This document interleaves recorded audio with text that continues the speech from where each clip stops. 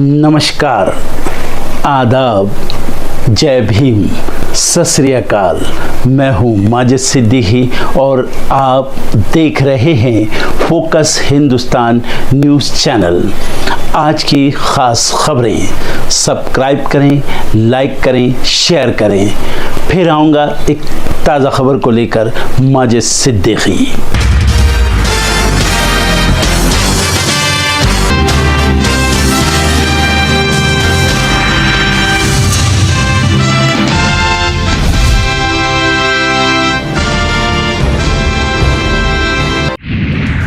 बिहार चुनाव को लेकर हलचल तेज। कांग्रेस ने आगामी बिहार विधानसभा चुनाव के लिए 58 पर्यवेक्षक नियुक्त किए।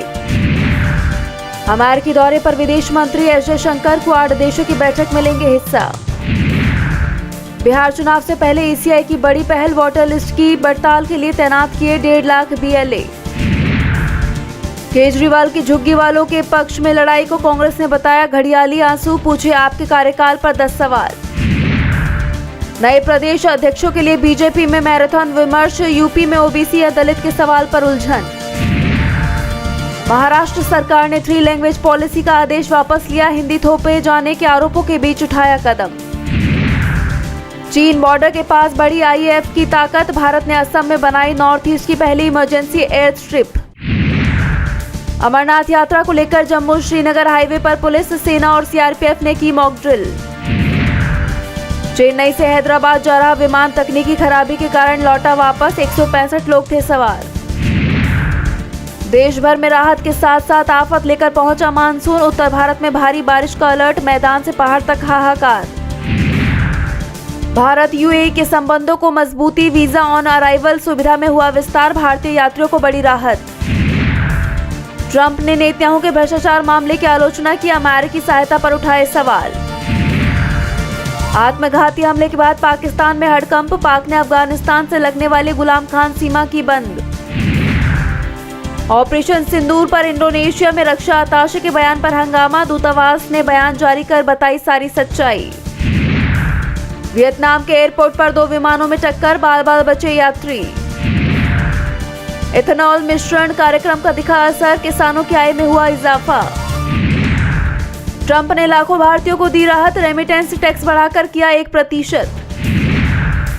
अब 12 साल में मिलेगी पूरी पेंशन, 8वें वेतन आयोग में सरकार देगी बड़ा तोहफा। एयर इंडिया की Tokyo Delhi flight Kolkata divert, cabin में लगातार गर्म हो रहा था तापमान। संघर्ष की आग में जलते देश, 1 अरब लोग झेल रहे गरीबी, 5 साल में 20% तक गिरती है आय।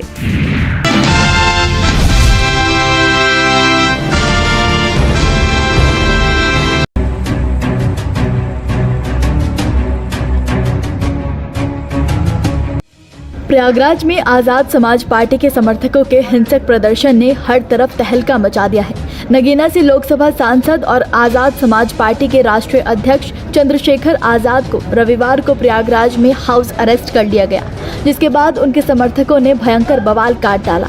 5000 समर्थकों ने कड़छना इलाके में सड़क पर जमकर हंगामा किया, पुलिस की गाड़ियां तोड़ दी और बसों पर पथराव कर दिया। दरअसल कड़छना के इटौसी गांव में कुछ दिन पहले दलित युवक की जलाकर हत्या कर दी गई थी। पीड़ित के परिवार को सरकार की ओर से आर्थिक सहायता का आश्वासन दिया गया था, लेकिन भीम आर्मी के लोगों को पता चला कि पीड़ित के परिवार को सरकार की ओर से कोई सहायता नहीं मिली। इसी बात का संज्ञान लेने और उसी पीड़ित के परिवार से मिलने के लिए चंद्रशेखर आजाद इटौसी गांव जा रहे थे, लेकिन इससे पहले ही उन्हें पुलिस ने रोक दिया, जिसके बाद वो अपने समर्थकों के साथ सर्किट हाउस में ही धरने पर बैठ गए। इतना ही नहीं, पुलिस के रोके जाने के बाद भीम आर्मी के समर्थकों में गुस्सा भर गया और चंद्रशेखर के 5000 समर्थकों ने कड़छना इलाके में सड़क पर हंगामा करना शुरू कर दिया। पुलिस की गाड़ियां तोड़ दी गई और बसों पर पथराव कर दिया गया। पुलिस की 8 और बसों समेत 7 प्राइवेट गाड़ियों में तोड़फोड़ की गई। भडेवरा बाजार में पुलिस और आम नागरिकों पर ईंट पत्थर बरसाए गए। इसमें मची भगदड़ में कई महिलाएं और बच्चों समेत 15 लोग बुरी तरह जख्मी हो गए। कई दुकानों पर पथराव कर शीशे तोड़ दिए गए। इसके बाद जब पुलिस ने लाठीचार्ज कर भीड़ को खदेड़ने की कोशिश की तो हालात और बिगड़ गए।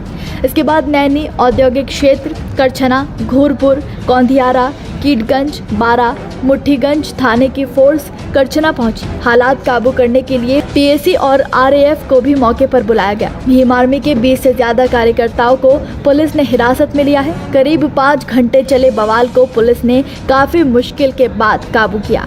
रात करीब 8 बजे चंद्रशेखर आजाद को पुलिस फोर्स की मौजूदगी में प्रयागराज से वाराणसी भेजा गया। चंद्रशेखर का कहना है कि वो 27 मई को कौशाम्बी के जसगांव में 8 साल की बच्चे के साथ कथित दुष्कर्म हुआ था। उसके परिजनों से मुलाकात करने जा रहे थे, लेकिन पुलिस ने उन्हें घंटों से रोका हुआ है। आज के बराबर में कौशाम्बी जिले में पाल समाज की बच्ची के साथ जो अन्याय हुआ और उसमें जो पुलिसिया कार्रवाई, उस पर बहुत सारे सवाल खड़े हो रहे। एक पक्ष कह रहा है कि हम पीड़ित हैं, दूसरा पक्ष कह रहा है कि हम पीड़ित हैं। ब्राह्मण समाज के लोग कह रहे हैं हम पीड़ित हैं। अब ये पता जाके लगेगा मौके पे कि कौन पीड़ित है। इसलिए मैं उन परिवार से मिलने के लिए पाल समाज के आया था, लेकिन पुलिस ने मुझे यहाँ रोक लिया और मुझसे कहा कि अभी लॉ एंड ऑर्डर की सिचुएशन अच्छी नहीं है, आप कुछ देर इंतजार कर लें, उसके बाद हम आपको जाने की इजाजत दे देंगे। मैं यहाँ इंतजार कर रहा हूँ पिछले 2.5 घंटे से, लगभग अब 2.5 घंटे होने को आए। मैं यहाँ इंतजार कर रहा हूँ कि मुझे वहां जाने की इजाजत मिले और मैं उस परिवारों की आवाज को उठा पाऊं, मैं जान पाऊं सत्य क्या है। इसी तरह करछना में जो अन्याय हुआ कि एक शेड्यूल कास्ट के व्यक्ति को जला के मार दिया, उस परिवार को न्याय मिले, उस परिवार के साथ जो डर भय का माहौल है खत्म हो, उसके लिए मैं यहाँ हूँ। लेकिन अभी तक पुलिस ने कोई ठोस जवाब दिया। मैं कुछ देर और इंतजार करूंगा। अगर पुलिस ने जो वादा किया है कि हम आपको जाने देंगे या परिवार से मिलाएंगे, अगर पुलिस पे खरी उतरती तो फिर मैं पूछ करूंगा। इधर पुलिस का कहना है कि जिले में धारा 144 लगी है। ऐसे में चंद्रशेखर जिस लाव लश्कर के साथ उस गांव में जा रहे थे, उससे कानून व्यवस्था की स्थिति खराब हो सकती थी, इसलिए उन्हें रोका गया और उनके समर्थकों ने उत्पात मचाना शुरू कर दिया। वो उपद्रवी हैं, अभियुक्त हैं। इनके विरुद्ध में बहुत ही कड़ी धाराओं में मुकदमा पंजीकृत करके कार्रवाई भी की जा रही है और 20 से अधिक लोगों को अभी तक हिरासत में लिया गया है। अन्य भी जितने भी लोग सीसीटीवी वीडियो फुटेज इत्यादि के आधार पर चिन्हित किए जा रहे हैं, प्रकाश में लाए जा रहे हैं और सभी के विरुद्ध में बहुत ही कठोर कार्रवाई की जाएगी। इसके साथ साथ इनके विरुद्ध में एनएसए की भी कार्रवाई की जाएगी, गैंगस्टर एक्ट के अंतर्गत भी कार्रवाई की जाएगी तथा साथ साथ में जो सरकारी संपत्तियों की क्षति हुई है, जिन भी संपत्तियों की क्षति हुई है उनका जो क्षति का वो है वो इन्हीं से जो है उसको वसूल किया जाएगा। चंद्रशेखर ने कहा कि 700 से 800 पुलिसकर्मियों को तैनात कर उन्हें रोका गया। उन्होंने कहा कि मैं जेल जाने को तैयार हूं, लेकिन पीड़ितों को न्याय मिलना चाहिए। अगर सरकार के पास छुपाने को कुछ नहीं है तो मुझे रोका क्यों जा रहा है। तो वहीं पुलिस ने भीम आर्मी के समर्थकों पर गैंगस्टर एक्ट लगाने की घोषणा कर दी। मामले पर सांसद का कहना है कि सरकार के इशारे पर प्रशासन उन्हें पीड़िता से मिलने से रोक रही है। प्रशासन की सख्ती को देखते हुए सर्किट हाउस के बाहर भारी पुलिस बल तैनात कर दिया गया है। पुलिस अधिकारी चंद्रशेखर को समझाने की भी कोशिश की गई, लेकिन वो अपनी मांगों पर अड़े रहे।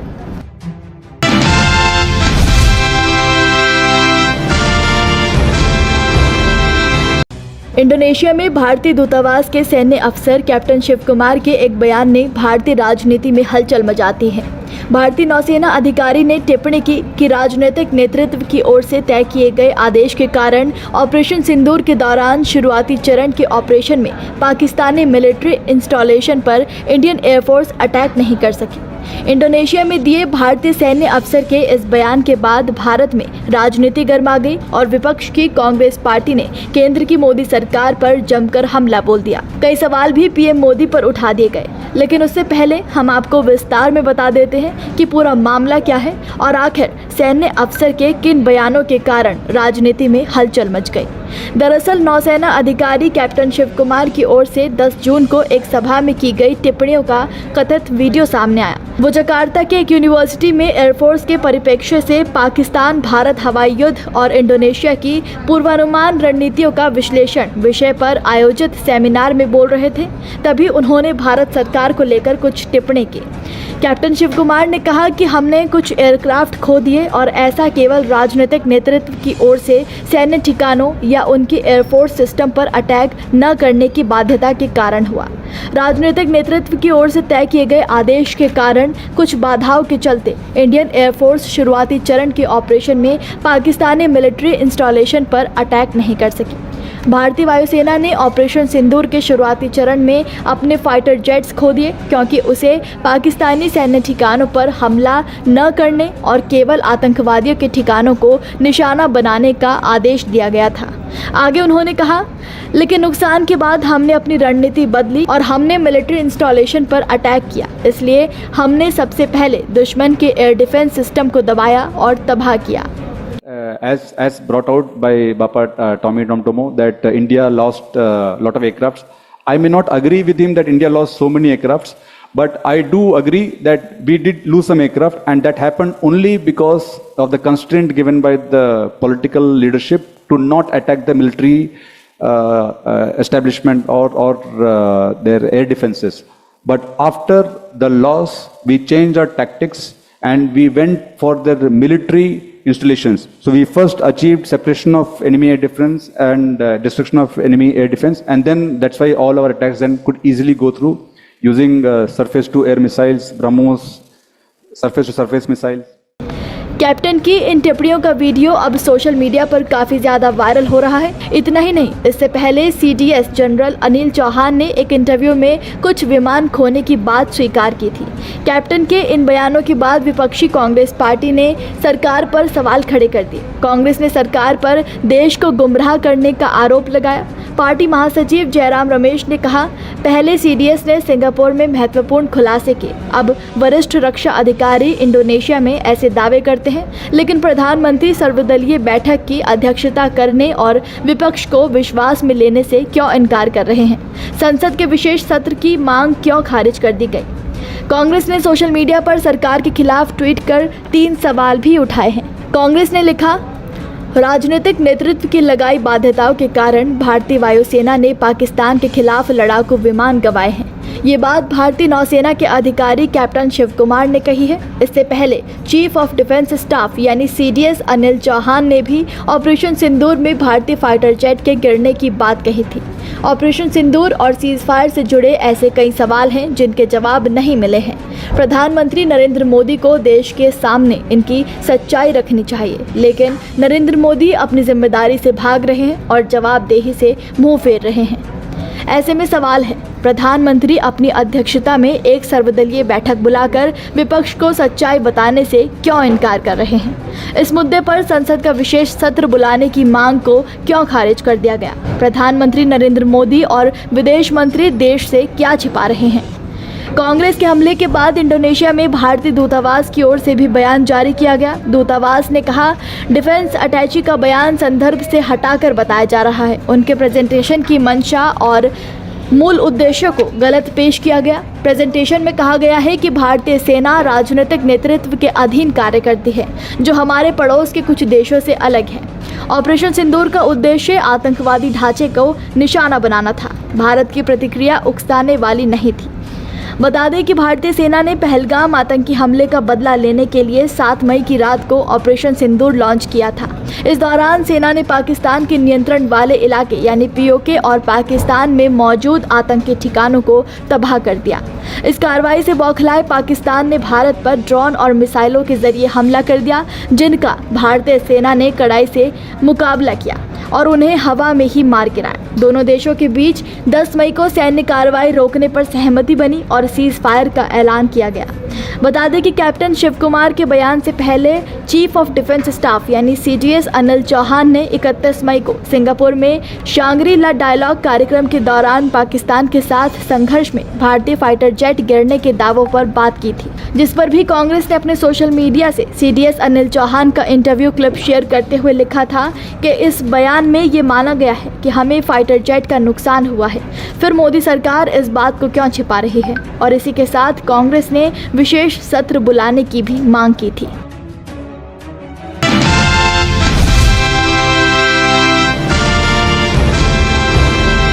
बीजेपी पर लगातार सत्ता के दुरुपयोग के आरोप लगते रहे हैं, लेकिन अब जो मामला सामने आया है उसने मानवता को शर्मसार कर दिया है। यूपी के हमीरपुर में यमुना पुल पर मरम्मत का काम चल रहा है। ऐसे में वाहनों के लिए इसे बंद कर दिया गया। लेकिन जब राज्य में बीजेपी की ही सरकार है तो बीजेपी विधायक की गाड़ी को कौन रोक सकता है? सदर विधायक मनोज प्रजापति की कार को पार कराने के लिए यमुना पुल पर लगी बैरिकेडिंग हटा दी गई। लेकिन इस बात पर बवाल तब शुरू हुआ जब पुल पर तैनात पुलिसकर्मियों ने एक एम्बुलेंस को जाने से रोक दिया। एम्बुलेंस में टेढ़ा गांव निवासी बिंदा अपनी मां शिवदेवी के शव को लेकर कानपुर से लौट रहे थे। बेटों ने पुलिसकर्मियों के हाथ पैर जोड़े, काफी देर तक मिन्नतें की, लेकिन पुलिसकर्मी एम्बुलेंस को भेजने के लिए तैयार नहीं हुए। इसके बाद बेटे ने स्ट्रेचर सहित एम्बुलेंस से शव को उतारा और करीब 1 किलोमीटर पैदल चलकर पुल पार किया। इसके बाद शव को ऑटो से लेकर घर गया। इस पूरे घटनाक्रम का वीडियो भी सामने आया है। ये मामला कानपुर सागर हाईवे NH34 का है। लेकिन जिस तरह से बीजेपी विधायक की गाड़ी को नहीं रोका गया और एक मजदूर की एम्बुलेंस को रोक दिया गया, इससे लोगों में काफी आक्रोश है। बढ़ते विवाद को देख अब इस मामले पर विधायक मनोज प्रजापति ने सफाई दी। उन्होंने कहा कि उनके भाई की तबीयत खराब थी और उन्हें कानपुर रेफर किया गया था। सुबह 6 बजे जब वो पुल पर पहुंचे तब पुल एक तरफ से खुला था, जबकि दूसरी ओर से बंद किए जाने की प्रक्रिया चल रही थी। उसी दौरान उनकी गाड़ी पुल से निकली। उन्होंने इन दोनों घटनाओं की तुलना को गलत बताया है। लेकिन इस वाकये ने उत्तर प्रदेश में कानून व्यवस्था, आम नागरिकों के साथ हो रहे बर्ताव और सत्ता के दुरुपयोग को उजागर कर दिया है। ऐसे में योगी सरकार अब बुरी तरह से घिर गई है।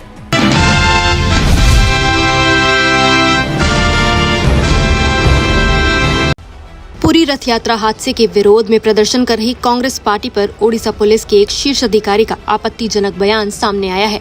भुवनेश्वर के एडिशनल पुलिस कमिश्नर नरसिंह भोल का एक वीडियो वायरल हो रहा है, जिसमें वो साफ साफ कहते सुनाई दे रहे हैं, कोई बैरिकेडिंग तक आए तो उसके पैर तोड़ देना, पकड़ना नहीं है, जो पैर तोड़ेगा उसे मुझसे इनाम मिलेगा। पकड़ना नहीं है, तोड़ना, उसका पैर तोड़ना, ठीक है, पकड़ना नहीं है। यहाँ से पकड़ना नहीं है, पकड़ना वहीं तो पकड़ने के लिए हम वहाँ खड़े हैं। यहाँ तक कोई आया तो उसका पैर तोड़ना है, ठीक है, जो एक पैर तोड़ेगा मेरे पास आके मेरे से रिवार्ड ले। ये बयान अब एक बड़े राजनीतिक विवाद में तब्दील हो चुका है।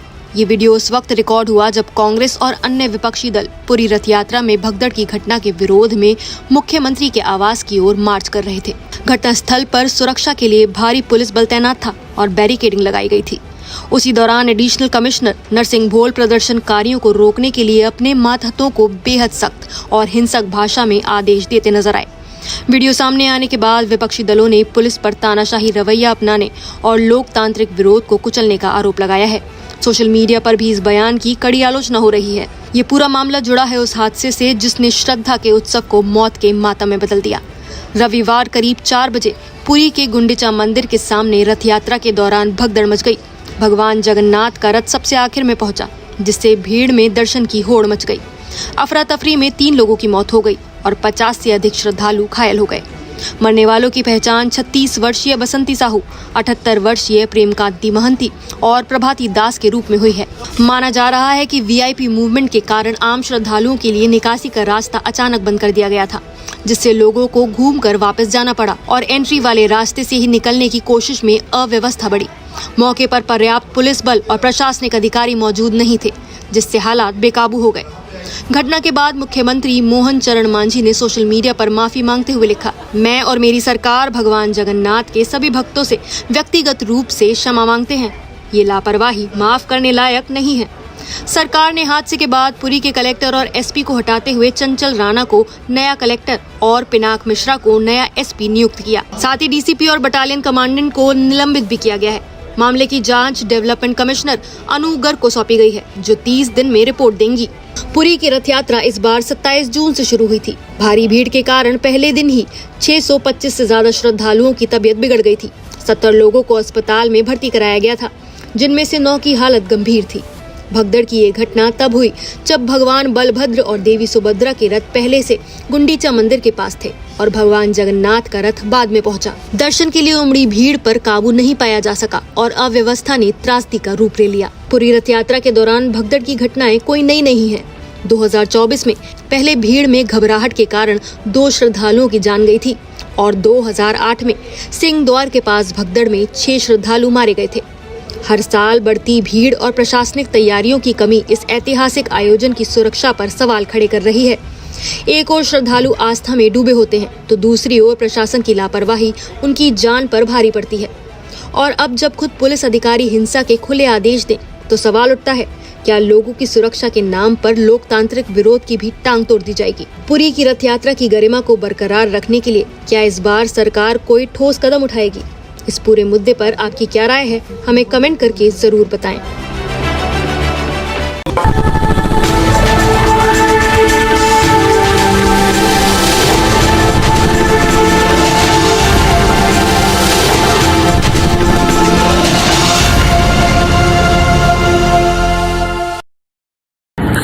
दोस्तों आज मैं आपको बताने वाला हूं कि अगर आपकी बॉडी में मैग्नीशियम की डेफिशिएंसी हो जाए तो आपको क्या क्या प्रॉब्लम हो सकती है। सबसे पहले इंसोमेनिया, नींद ना आना, स्लीपिंग डिसऑर्डर, इंसान सारी रात करवटें बदलता है, नींद नहीं आती, स्ट्रेस लेवल, एंजाइटी बढ़ जाती है इससे, क्योंकि कोर्टिसोल हार्मोन को रोकने में मदद करता है। और अगर आपकी बॉडी में मैग्नीशियम नहीं है तो कोर्टिसोल बढ़ जाता है, जिसकी वजह से स्ट्रेस और एंजाइटी हो जाती है।